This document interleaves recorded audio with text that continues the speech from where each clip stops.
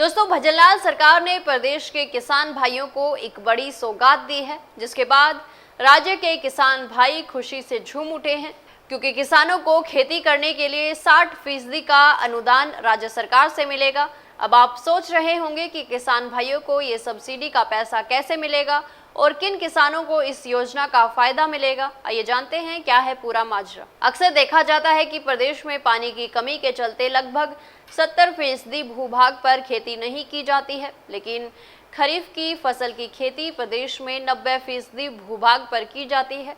इस दौरान प्रदेश में मक्का, जवार, बाजरा, मूंग, मूंगफली, गन्ना, सोयाबीन, कपास, अरहर, उड़द आदि की फसल बोई जाती है, लेकिन अच्छी उपज बारिश पर निर्भर रहती है। अब खेतों में पाइपलाइन सिस्टम लगाने के लिए भी सरकार सब्सिडी दे रही है, क्योंकि पाइपलाइन से सिंचाई करने पर करीब 20 से 25% पानी की बचत होती है। इससे कम पानी में अधिक क्षेत्र में सिंचाई हो जाती है। इससे किसानों को पैसों की बचत होती है। कृषि विभाग द्वारा बूंद बूंद सिंचाई सिस्टम के अलावा पाइपलाइन सिंचाई के लिए भी सब्सिडी दी जा रही है। इसके लिए ऑनलाइन आवेदन किए जा रहे हैं, जिसकी अंतिम तिथि 30 सितंबर रखी गई है। एग्रीकल्चर एक्सपर्ट सोनाराम ने बताया कि राष्ट्रीय कृषि विकास योजना और राज्य योजना अंतर्गत सिंचाई पाइपलाइन पर किसानों को अनुदान दिया जाता है।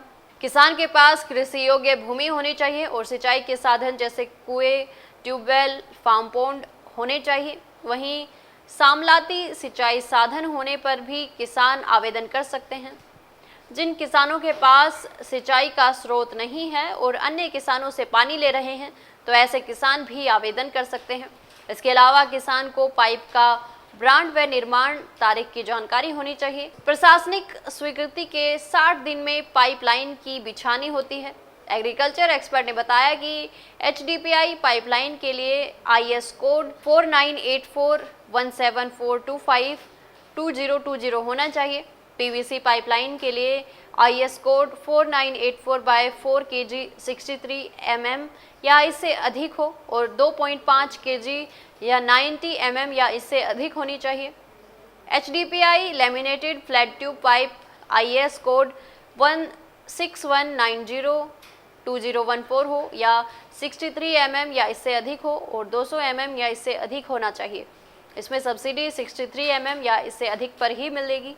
इस योजना के तहत किसान के पास नवीनतम जमाबंदी की नकल, नक्शा ट्रेस, सिंचाई प्रमाण पत्र, जनाधार कार्ड, आधार कार्ड जो मोबाइल नंबर से जुड़ा हुआ हो, वहीं लघु या सीमांत होने पर लघु सीमांत प्रमाण पत्र और पाइपलाइन का कोटेशन जरूरी है। एग्रीकल्चर एक्सपर्ट ने बताया कि इस योजना में सभी श्रेणी के किसानों को 50% अनुदान दिया जाएगा। लघु या सीमांत किसानों को 60% यानी अधिकतम 18,000 रुपए की सब्सिडी दी जाएगी। अब देखना ये होगा कि भजनलाल सरकार की इस योजना का फायदा राजस्थान के कितने किसानों को मिलता है। जानकारी अच्छी लगी तो वीडियो को लाइक व शेयर करें और चैनल को तुरंत सब्सक्राइब कर लें। धन्यवाद। ऐसे ही और वीडियोस देखने के लिए सब्सक्राइब करें मॉर्निंग न्यूज इंडिया को और जुड़े रहिए हमारे साथ।